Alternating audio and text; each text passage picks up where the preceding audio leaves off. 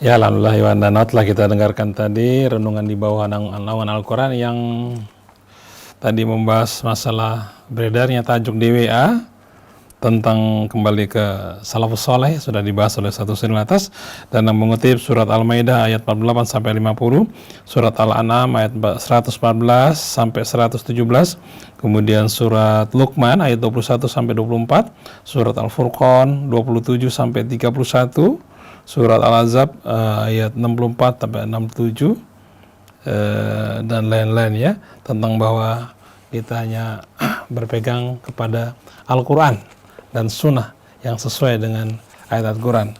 Baik, sekarang kalau kami buka kepada Anda yang bertanya.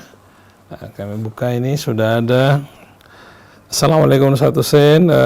Bagaimana dengan surat Taubah ayat 100 yang bahwa kaum muhajirin dan ansor yang paling dijamin masuk surga? Bismillahirrahmanirrahim. Dalam surat Taubah Allah Subhanahu wa taala mengatakan, "As-sabiquna al-awwalun minal muhajirina wal ansar walladzina tabauhum bi ihsanin radhiyallahu anhum." Was-sabiquna al-awwalun minal muhajirina wal ansar walladzina tabauhum bi ihsanin radhiyallahu anhum wa radu anhu wa adda lahum jannatin tajri tahtaha al-anharu khalidina fiha abada dzalikal fawzul azim. Dan para pendahulu, as-sabiqun, orang-orang yang terdepan, al-awwalun, orang-orang pendahulu yang terdepan.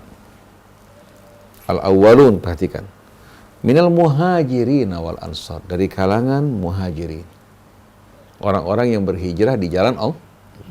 Demikian pula kaum Ansar yang berjuang membela agama Allah, menyambut nabinya, menaungi juga orang-orang yang berhijrah di jalan Allah, menempatkan mereka di rumah-rumah mereka, bahkan mengutamakan mereka dari diri mereka dan keluarga mereka. Walladzina taba'uhum bi ihsan, dan yang mengikuti jejak langkah mereka dengan kebaikan.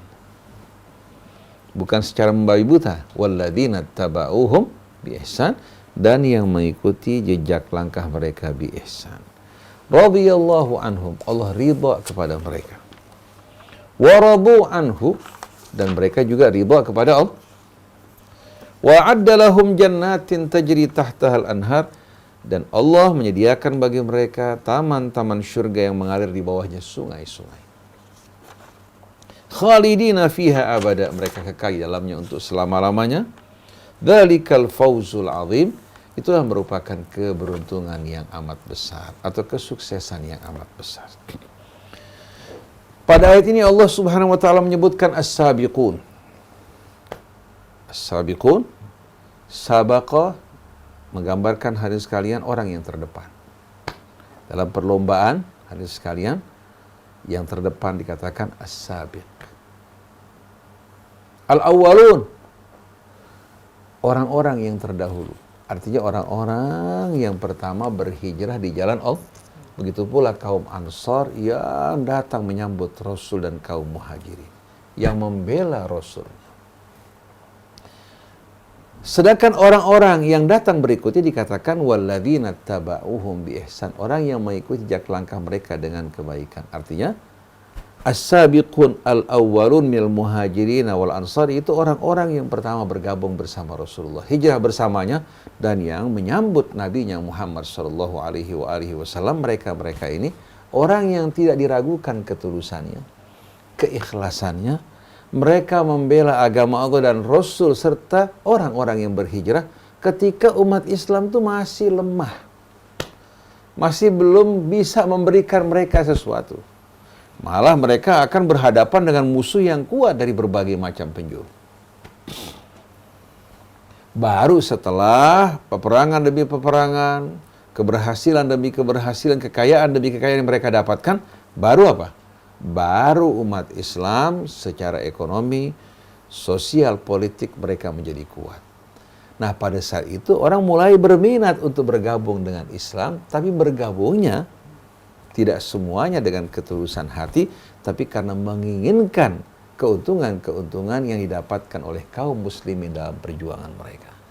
Tapi orang-orang yang terdahulu, yang pertama-tama bergabung bersama Rasul, hijrah bersamanya, bahkan menaungi orang-orang yang datang kepada mereka, menempatkan mereka di rumah-rumah mereka. Ini orang-orang yang tidak diragukan keimanan, kejernihan mereka. Walladzina taba'uhum biihsan, dan orang yang datang setelah itu yang mengikuti mereka dengan kebaikan. Baik orang-orang yang hidup pada masa Rasul, yang masuk Islam di belakang, atau orang-orang yang datang setelah itu dari kaum tabi'in, maupun kita semua. Nah, kita bertanya, kira-kira bagaimana perilaku kaum muhajirin dan ansar? Bagaimana sikap mereka pada masa hidup Rasul? Mereka selalu sami'na wa ata'na, tidak sama sekali menolak apa yang datang dari Allah, apa yang datang dari Rasul. Dan mereka menerima langsung yang datang dari Rasul. Bukan seperti kita. Kalau kita melalui mata rantai riwayat yang tidak dapat kita jamin kebenaran rawi-rawinya, apakah dia jujur, apakah dia betul-betul cermat dalam meriwayatkan, apakah dia seorang munafik yang berbohong, kita nggak dapat menjamin. Beda dengan sahabat yang langsung mendengar dari Rasul. Jadi pada saat Allah memerintahkan mereka sesuatu atau Rasulnya, mereka tidak pernah menolak, bahkan mereka persembahkan jiwa, raga, termasuk harta dan keluarga mereka. Nah, begitu wafat Nabi, bagaimana sikap mereka? Kira-kira dengan gampang tidak mereka membenarkan orang yang banyak meriwayatkan hadis dari Nabi? Apa mereka berhati-hati? Mereka berhati-hati. Sampai kita jumpai riwayat dari Abu Bakar As-Siddiq radhiyallahu anhu, Umar bin Al-Khattab radhiyallahu anhu, Uthman bin Affan, Ali bin Abi Thalib radhiyallahu anhuma. Begitu pula sahabat yang lain seperti Ibnu Mas'ud dan lain-lainnya. Mereka betul-betul mengajak umat untuk berpegang teguh pada kitab Allah Subhanahu wa taala dan mengikuti apa yang disepakati. Kalau ada orang meriwayatkan hadis, langsung mereka panggil. Disuruh membawa 2 orang saksi dan disumpah. Padahal ini sahabat yang bertemu dengan Rasul. Dia meriwayatkan hadis tidak gampang-gampang diterima. Bawa 2 saksi dan disumpah. Kalau tidak, Sayyidina Umar bahkan mengancam untuk memecut dirinya. Kenapa? Karena mereka takut dengan ancaman Rasul, man kadzaba alayya falyatabawa maq'adahu minan nar. Siapa yang berdusta atas namaku, silakan tempatkan dirinya dalam api neraka. Baik yang meriwayatkan maupun yang menerima begitu saja tanpa berhati-hati bisa dijerumuskan ke dalam api neraka. Oleh karena itu, dalam riwayat Ibnu Mulaikah 2 anak dari Mulaikah. Sebagaimana diriwayatkan dalam ahlu hadis, walaupun ini merupakan hal yang bersifat mursal, Abu Bakar mengatakan, innakum takhtalifuna fir riwayati an Rasulillah. Kalian berbeda-beda dalam meriwayatkan hadis dari Rasulullah. Walladzina ya'tuna ba'dakum sayakhtalifuna aktsar.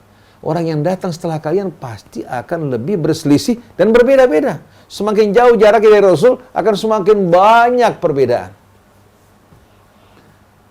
Walakin idza sa'alakum sa'il, kalau ada orang bertanya pada kalian, faqulu bainana wa bainakum kitabullah. Antara kita dan kalian ada kitab Allah. Apa yang Allah perintahkan ikuti, apa yang dilarang tinggalkan dan jauhi. Ini tidak yang Allah perintahkan untuk bersatu dalam agama Allah tidak kita kerjakan. Malah kita melakukan bergolong-golongan, berfirqah-firqah yang diharamkan dan diperingatkan Allah.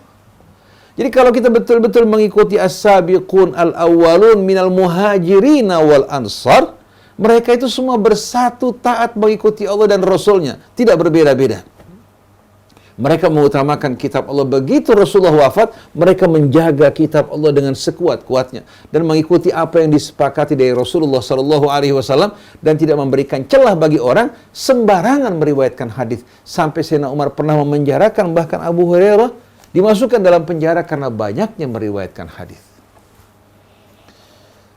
Ini keberhati-hatian sahabat. Bahkan dalam riwayat Sayyidina Umar pernah beristikharah untuk mengumpulkan hadis. Setelah sebulan dia melakukan tersebut, dia batalkan niatnya dan dia bakar apa yang ada padanya. Dan dia perintahkan sahabat-sahabat yang menulis hadis untuk dibakar. supaya jangan dengan mudah nanti menyebar kebohongan atas nama Rasulullah Shallallahu Alaihi Wasallam. Jadi kalau kita betul-betul mengikuti as-sabiqun al-awwalun minal muhajirin wal ansar, mereka betul-betul manhaj mereka mengutamakan kitab Allah dan berhati-hati dalam meriwayatkan hadis, padahal ini langsung dari periode sahabat. Mereka masih minta 2 saksi dan disumpah. Apalagi hadis dikumpulkan setelah para sahabat meninggal, para tabi'in meninggal dunia, mulai terjadi fitnah, orang memperebutkan kekuasaan, menghalalkan darah sesama kaum muslimin. Nah, di sana muncul orang-orang yang mengumpulkan hadis. Walaupun mereka tulus, jujur, tapi rawi-rawinya cukup banyak yang memisahkan antara mereka dengan Rasul, tidak langsung mereka dengarkan dari Rasulullah Shallallahu Alaihi Wasallam. Jadi apa yang kita dapatkan dari ketauladanan para as-sabiqin al-awwalin minal muhajirin wal ansar? Kita katakan sami'na wa ata'na. Mereka memberikan tauladan yang amat hijrah di jalan Allah, meninggalkan dunia keluarga mereka. Kaum Ansor menampung mereka, melindungi mereka. Mereka mengajak kepada Allah, kepada Rasulnya, kepada Islam. Nggak ada yang mengajak kepada salaf. Nggak ada yang mengajak kepada khalaf. Nggak ada yang mengajak kepada Syiah maupun sunnah. Mereka mengajak semua untuk kembali ke dalam agama Allah, bersatu di dalamnya. Mereka dengarkan wasiat Allah, wala tamutunna illa wa antum muslimun. Jadi kita semua sepakat apa yang dicontohkan oleh Rasul, oleh as-sabiqin al-awwalin minal muhajirin wal ansar, dari ketauladan yang amat indah, yang benar dari mereka, kita katakan sami'na wa ata'na. Cuma sekarang ini kita berhadapan dengan berbagai macam riwayat yang simpang siur, yang terdapat dalam buku-buku hadis, yang diterima begitu saja tanpa diseleksi terlebih dahulu. Kalau pada masa sahabat dibutuhkan 2 saksi, hadis yang beredar kebanyakan diriwayatkan satuan. Dan jarak begitu jauh. Yang di hadapan kita ini bukan sahabat yang meriwayatkan dari Rasul, tapi yang di hadapan kita ini orang-orang yang jauh masanya dari Nabi kita Muhammad sallallahu alaihi wasallam. Wallahu a'lam. Ya, Assalamualaikum Ustaz Husain. Waalaikumsalam. Ustaz, apabila kita melihatnya hadis yang bisa dipakai hanya yang sejalan dengan Al-Quran, kalau begitu apa gunanya status hadis misal dhaif, sahih, mutawatir, itu apa manfaatnya, Ustaz? Bismillahirrahmanirrahim. Yang disebutkan tadi merupakan mustalah hadis. Mutawatir itu hadis yang diriwayatkan bukan dalam satu jalur. Jadi kata hadis mutawatir itu hadis yang diriwayatkan dari jalur yang banyak. Sahabat yang meriwayatkan bukan 1 orang. Terkadang yang meriwayatkan sampai 20-30 orang. Tabi'in yang meriwayatkan juga demikian jumlahnya. Kemudian tabi'in di bawah juga jumlahnya cukup Kalau di bawah yang meriwayatkan cukup banyak, contoh Bukhari, Muslim, Abu Dawud, Tirmidzi, Ibnu Majah, dan sekian banyak buku meriwayatkan, tapi jalurnya sampai ke Rasulullah cuma 1, itu hadis ahad. Jadi kita jangan tertipu dengan banyaknya rawi yang di bawah. Rawahu sittah atau rawahu ashabus sunan. Itu riwayat di bawah. Tapi ke atasnya berapa orang? 1 sebagai contoh, riwayat yang meriwayatkan bahwa Nabi dalam bertasyahud menggerakkan jarinya begini. Itu yang meriwayatkan di bawah banyak, tapi ke atas cuma 1. Kemudian yang meriwayatkan ini, orang yang tidak hidup bersama Rasul dalam waktu yang panjang. Hidup datang berkunjung kepada Rasul, kemudian kembali ke kampung halamannya. Namanya Wa'il bin Hujur. Sahabat-sahabat besar yang lain yang setiap saat bersama Rasul tidak meriwayatkan hal tadi. Yang meriwayatkan 1 orang yang tidak lama bersama Rasul, kembali ke kampung halamannya, dia berasal dari Bani Ya'mur, yang berasal dari Hadramut.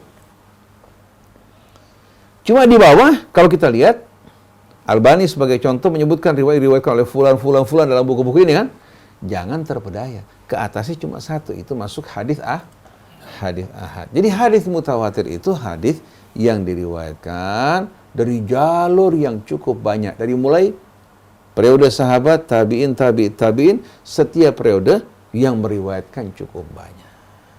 Sedangkan hadis yang dikatakan sebagai ahad yang menggambarkan hadis satuan, jalurnya cuma satuan ke atas. Dan itu kebanyakan hadis adalah satuan. Oleh karena itu terkadang satu hadis berbicara A, hadis yang lain berbicara B, bertolak belakang. Contohnya, ada 2 riwayat dari 1 sahabat. Satu mengatakan bahwa Nabi membaca Al-Quran, membaca Al-Fatihah dengan meninggikan suara Bismillahirrahmanirrahim. Satu lagi membaca dengan perlahan. Berasal dari satu sahabat. Aneh apa tidak? Ini kan dua kesimpulan yang bertentangan. Satu membaca dengan keras, satu lagi membaca apa?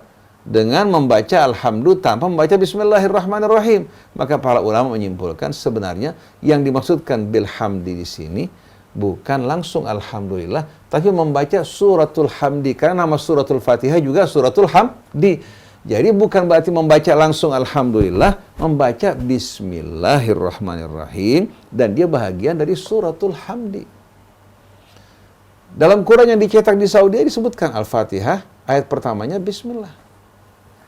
Dan Al-Fatihah tersusun dari 7 ayat sebagaimana firman Allah, walaqad atainaka sab'an minal mathani wal Qur'anal azim. Jadi kita lihat kata mutawatir yang menggambarkan jalur yang begitu banyak yang meriwayatkan hadis. Nah, kalau sudah jalurnya begitu banyak, kita tidak meragukan kebenarannya. Ada lagi yang ahad, riwayatnya ke atas cuma satuan. Nah, kalau bicara mengenai hadis sahih, terkadang sahih benar dilihat dari apa? Dari sanadnya saja. Orangnya dianggap thiqah, hadisnya muttasil, kemudian yang meriwayatkan cermat. Tapi belum tentu sahih sanadnya, sahih matannya. Untuk mensahihkan matan dibutuhkan 2 syarat. Pertama, tidak syadz, tidak ganjil. Yang kedua, tidak mungkar. Kalau hadis sudah memenuhi syarat yang 5 ini baru dikatakan sahih baik sanad maupun matannya. Jadi pertama, ittisalu sanad, sanadnya berhubungan dengan Rasul, nggak terputus. Yang kedua, yang meriwayatkannya thiqah, orang yang dipercaya, setiap rawinya fi. Yang ketiga, dhabit, cermat, tidak gampang lupa dan salah. Ini tinjauan sanad. Nah, yang dua, adamus syudzudz wan nakara. Dari sisi matanya tidak ganjil. Kalau dia memberikan satu kesimpulan yang ganjil, yang bertentangan dengan riwayat-riwayat yang lebih kuat, apalagi bertentangan dengan Quran, kita anggap ini hadis terbuang. Begitu juga kalau maknanya mengandung hal-hal yang mungkar, seperti kebolehan menyusui orang dewasa. Padahal Quran dengan tegas mengatakan wal walidatu yurdi'na auladahunna haulaini kamilain. Ibu-ibu menyempurnakan masa menyusui anak mereka selama 2 tahun. Ini Quran yang turun pada Rasul. Wa fisaluhu fi amain, masa penyapian 2 tahun. Tentu ada riwayat diriwayatkan dari Nabi yang membolehkan orang menyusui anak yang sudah jenggotan bapak-bapak ya, untuk menjadikan dirinya sebagai anak susu. Hal seperti ini jelasnya bertentangan dengan Quran. Nggak mungkin Nabi yang menyampaikan Quran, membacakannya, menolak apa yang terdapat dalam Quran. Maka hadis ini dikatakan hadis mungkar. Jadi kata sahih menggambarkan tinjauan atau penilaian yang diberikan oleh para ulama hadis terhadap satu hadis, tapi terkadang sahih hanya meninjau dari sisi sanadnya. Maka Imam Suyuti sering menyebutkan hadza haditsun sahihul isnad. Hadis ini sahih sanadnya. Kata-kata ini menunjukkan bahwa matan dan kandungannya ada masalah. Dalam matanya ada masalah. Seperti Quran menyebutkan penciptaan langit bumi selama 6 hari. Ada satu hadis yang menyebutkan selama 7 hari. Bahkan isi kandungannya juga mungkar. Sampai Ibnu Taimiyah mengatakan bahwa ini hadis bukan dari Rasul, tapi dari Ka'bul Ahbar. Padahal terdapat di mana? Dalam Sahih Muslim. Sampai gurunya Bukhari, Ibnu Madini mengatakan, ini hadis yang benar-benar mungkar. Bukhari pun tidak meriwayatkan hadis tersebut. Jadi kalau ada dalam buku yang dianggap sahih bukan berarti benar atau mutlak kebenarannya, harus memenuhi 5 syarat untuk diterimanya hadis. Pertama, dia muttasil. Kedua, rawinya thiqah. Yang ketiga, cermat, dhabit. Kemudian yang keempat, yang kelima, ini penting sekali. Ada musyudzudz wan nakara, kandungan hadis tersebut tidak bersifat ganjil dan mungkar. Ini yang sering diabaikan oleh kebanyakan orang yang dengan mudah meriwayatkan hadis, tidak mencocokkan terlebih dahulu dengan kitab Allah Subhanahu wa taala. Kalau hadis yang dhaif, hadis yang lemah. Contohnya, orang yang meriwayatkan katakan thiqah, jujur, tapi suka lupa, suka salah dalam meriwayatkan hadis. Dengan sendirinya apa? Lemah. Hadis ini termasuk dalam kategori hadis yang dhaif. Tapi terkadang dari sisi sanad dia dhaif karena kurang cermat rawinya. Tapi kalau sudah rawinya tukang bohong, kita nggak bilang dhaif. Ini hadis tadi apa? Hadis maudhu. Kalau dia ada cacat dalam, katakan kurang cermatnya dalam meriwayatkan satu hadis ya, tapi dia seorang thiqah, sanadnya juga muttasil, terkadang hadis ini bisa menjadi hadis yang kuat. Kenapa? Kalau sejalan dengan apa yang ditetapkan Al-Quran. Jadi walaupun sanadnya lemah, orangnya kurang cermat, tapi ternyata kandungannya percis seperti apa yang diterangkan Quran. Kita pasti dengan gampang menerima hadis ini daripada hadis yang sanadnya dianggap sahih, tapi isinya bertolak belakang dengan Quran. Jadi kita bukan mengingkari sunnah Nabi, karena sunnah Nabi wajib untuk kita terima. Tapi yang kita ingkari, riwayat-riwayat mungkar, riwayat-riwayat yang tidak benar, yang mengatasnamakan Nabi kita Muhammad SAW yang bertolak belakang dengan Quran. Ya. Jadi jelas masalahnya. Misalnya, Assalamualaikum Ustaz Husain. Waalaikumsalam warahmatullahi Mohon pemahaman mengenai kata dolalah dalam sholat wadduha. Allah Subhanahu wa taala berfirman, Bismillahirrahmanirrahim, wadduha wal laili idza saja. Ma wadda'aka rabbuka wa ma qala. Wal akhiratu khairul laka minal ula. Wala sawfa yu'tika rabbuka fatarda. Alam yajidka yatiman fa'awa. Wa wajadaka dhallan wa wajadaka ailan faghna. Fa ammal yatima fala taqhar wa ammas sa'ila fala tanhar. Kalau kita perhatikan surah Ad-Duha ini, surah yang memberikan kabar gembira bagi Nabi kita Muhammad SAW, yang menegaskan bahwa tidak pernah meninggalkan nabinya. Nabi yang diutus untuk menyampaikan risalah Allah, menyampaikan wahyunya, selalu dikawal, dipelihara oleh Allah. Kalau seandainya dalam satu kejadian terlambat wahyu datang padanya, bukan berarti Allah meninggalkan dirinya. Tapi di balik semua ini terdapat hikmah yang amat besar. Dan Allah janjikan bagi nabinya balasan di hari akhirat yang akan membuat nabinya ridha. Allah tidak terangkan dan rincikan karena apa yang Allah sediakan tidak dapat dikhayalkan, diberikan oleh manusia dengan dimensi kehidupan yang ada pada saat ini. Wala saufa yu'tika rabbuka. Lalu Allah mengingatkan nabinya, kapan Allah pernah meninggalkan nabinya? Alam yajidka yatiman fa'awa. Bukankah Allah jumpai kamu sebagai seorang anak yatim? Ketika kamu dalam kandungan ayahmu meninggal dunia. Ketika kamu berusia beberapa tahun, ibumu yang penuh kasih sayang, yang hidup dalam kesucian, kebersihan, diangkat oleh Allah Subhanahu wa ta'ala. Allah pilihkan bagi Nabi ayah yang mulia, dan bagi ibunya juga ibu yang mulia. Artinya waktu ayah ibunya meninggal, Nabi belum menjadi Rasul, belum menerima Al-Quran. Oleh karena itu, ayah ibu Rasul tidak pernah mendengarkan ayat-ayat Quran dibacakan pada mereka. Dan Allah mengatakan, wa ma kunna mu'adzibin hatta nab'atha rasula. Kami tidak akan menyiksa satu kaum sampai kami mengutus seorang rasul. Dan kehidupan ayah ibu Nabi, kehidupan yang bersih, suci sebagaimana yang diterangkan oleh para ahli sejarah. Dan mereka mengikuti sisa-sisa dari ajaran Ibrahim alaihimussalatu wassalam. Oleh karena itu riwayat yang mengatakan bahwa ayah ibu Rasulullah dalam api neraka, itu merupakan riwayat-riwayat yang bertentangan dengan Quran Al-Karim, yang tidak dapat diterima. Karena Allah sampai orang yang mau masuk gerbang neraka masih ditanya, memangnya belum pernah ada pembawa peringatan pada kalian? Bahkan yang di neraka yang minta diringankan dari azab dan siksa, mereka mengatakan, ud'u rabbakum yukhaffif anna yawman minal azab. Mereka minta kepada malaikat menyampaikan pada Allah supaya meringankan bagi mereka satu hari cuti dari azab. Dijawab oleh para malaikat, memangnya belum pernah datang pembawa peringatan pada kalian yang menjelaskan pada kalian? Dijawab, sudah. Kalau sudah sih kalian walaupun berdoa tidak akan dikabulkan. Jadi bagaimana Allah memerintahkan malaikat untuk memeriksa kembali nih orang-orang yang akan masuk ke neraka, yang sudah di neraka, memangnya belum pernah datang pembawa peringatan pada kalian? Ini menunjukkan orang-orang yang belum pernah menerima peringatan, orang-orang yang masuk dalam golongan ahlul fatrah. Ahlul fatrah, orang-orang yang berada pada masa kebekuan, di mana tidak turun risalah pada mereka. Oleh karena itu Allah mengatakan litundhira qauman ma undhira aba'uhum fahum ghafilun. Kamu wahai Rasulullah diutus oleh Allah untuk memberikan peringatan pada satu kaum yang belum pernah datang pemberi peringatan yang memberikan peringatan pada mereka. Oleh karena itu mereka lalai.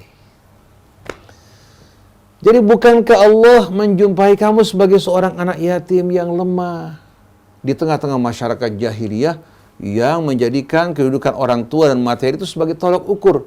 Allah berikan naungan bagimu wahai Rasulullah.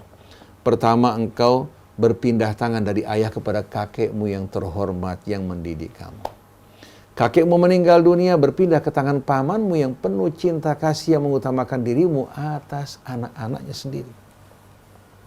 Yang mengajak dirinya untuk menuju perjalanan ke Syam, berjumpa dengan seorang rahib yang mengabarkan bahwa ini merupakan nabi yang dikabarkan oleh apa? Oleh kitab-kitab sebelumnya. Memerintahkan Abu Thalib untuk membawa dirinya pulang agar tidak ditemui oleh orang-orang Yahudi. Kemudian setelah itu, alam yajidka yatiman fa'awa wa wajadaka dhallan fahada. Allah jumpai kamu dalam keadaan dhallan. Lalu Allah Subhanahu wa taala berikan petunjuk padamu. Coba renungkan. Pernah enggak Nabi sebelum diutus sujud di hadapan berhala? Belum pernah. Pernah enggak Nabi sebelum diutus minum minuman khamar? Belum pernah. Berbuat zina? Belum melakukan perbuatan kotor di tengah-tengah kaumnya? Belum Tidak pernah sama sekali. Nabi dikawal, dijaga oleh Allah. Sampai di tengah panasnya matahari pun Allah kirimkan awan untuk menaungi dirinya. Idolanya bukan sesat di sana. Nah, kata dhallan di sini bukan berarti beliau tersesat seperti kesesatan kaumnya yang menyembah berhala, bukan. Dalam bahasa Arab kata dhallal ma fit turab, air hilang masuk ke dalam apa? Dalam tanah. Kata dhalla di sini tidak menunjukkan kesesatan seperti yang difahami banyak orang, bukan. Maksudnya Allah menjumpai kamu dalam kebingungan di tengah-tengah kaummu yang terjerumus ke dalam kegelapan jahiliyah, perbuatan yang kotor, hatimu bergelisah, hatimu resah menyaksikan semua itu, dan kamu tidak tahu apa yang kamu harus lakukan. Oleh karena itu Nabi lebih banyak mengungsikan dirinya di tempat yang terpencil, di Gua Hira, beribadah kepada Allah karena merasa jijik terhadap apa yang dilakukan kaumnya dari perbuatan-perbuatan kotor. Beliau tidak tahu apa yang harus dilakukan. Kalau kita berada di tempat-tempat yang kotor, yang hina dan rendah, hati nurani kita betul tidak dapat menerima, tapi nggak mampu untuk melakukan apa-apa. Orang semacam ini dapat dikatakan kita mengalami kebingungan di tengah-tengah kaum kita.